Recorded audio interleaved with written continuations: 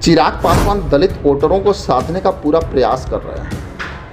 उत्तर प्रदेश में रैली करके चिराग पासवान भाजपा के वोटों में करेंगे सेंधमारी।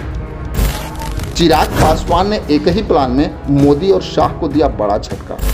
देश की राजनीति में दिन प्रतिदिन बदलाव हो रहे हैं और चिराग पासवान धीरे धीरे ही सही लेकिन प्रधानमंत्री मोदी और अमित शाह की मुश्किलें बढ़ा रहे हैं। जैसा कि जमुई के सांसद और चिराग पासवान के जीजा अरुण भारती ने साफ शब्दों में बोला कि भाजपा हमें गठबंधन में रखे या ना रखे, लेकिन हम उत्तर प्रदेश में विधानसभा उपचुनाव जरूर लड़ेंगे। वहीं अगर देखा जाए तो भाजपा के चाणक्य अमित शाह के पास अब कोई रास्ता नहीं बचा है, लेकिन राजनीतिक पंडितों का कहना है कि चिराग पासवान का भी वही हाल होगा जो मुकेश सहनी का हुआ, क्योंकि उत्तर प्रदेश के चुनाव में मुकेश सहनी अपनी पार्टी को अलग लड़ने का ऐलान कर चुके थे और भाजपा ने उनके सारे विधायकों को तोड़ लिया और मुकेश सहनी को बिहार सरकार से बाहर कर दिया।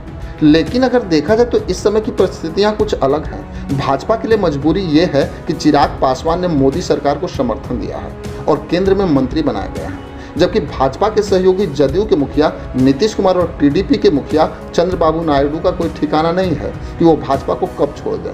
वहीं अगर देखा जाए तो चिराग पासवान अगर नाराज हो जाते हैं तो प्रधानमंत्री मोदी और अमित शाह के लिए मुश्किल हो जाएगा। लेकिन अब चिराग पासवान जिस तरह से उत्तर प्रदेश में अपना पांव पसार रहे हैं उससे भाजपा को मुश्किल हो सकता है, क्योंकि चिराग पासवान का अपने समाज और पासी समाज पे ज़्यादा फोकस है, जो पहले से ही आदित्यनाथ योगी को वो वोट देते रहते हैं। वहीं मैं आपको बता दूं कि लोक जनशक्ति पार्टी रामविलास के राष्ट्रीय अध्यक्ष और केंद्रीय मंत्री चिराग पासवान दलितों को साधने यूपी पहुंचे थे। उत्तर प्रदेश के कौशाम्बी में उन्होंने गुरुवार को एक रैली को संबोधित भी किया। इस दौरान उन्होंने समाजवादी पार्टी के मुखिया अखिलेश यादव और बहुजन समाज पार्टी की सुप्रीमो मायावती पर जोरदार हमला बोला।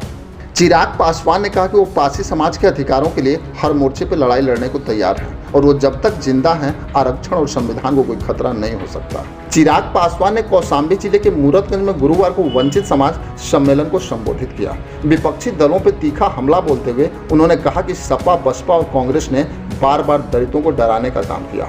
जब तक रामविलास पासवान का बेटा चिराग पासवान जिंदा है तब तक आरक्षण और संविधान को कोई खतरा नहीं हो सकता।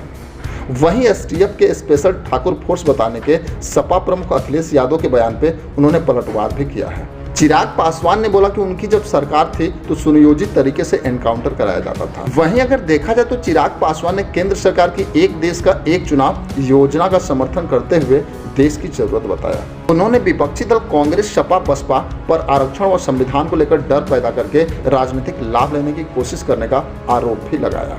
मैं आपको बताते चलूं कि चिराग पासवान की पार्टी लोजपा रामविलास यूपी में तेजी से अपने पैर पसार रही है।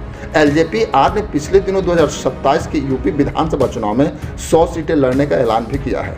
लेकिन चिराग पासवान जिस तरह से प्रधानमंत्री मोदी और अमित शाह का टेंशन बढ़ा रहे हैं उसमें आपकी क्या राय है हमें कमेंट बॉक्स में जरूर लिखेंगे। बस आज के लिए इतना ही, फिर मिलेंगे। जय हिंद।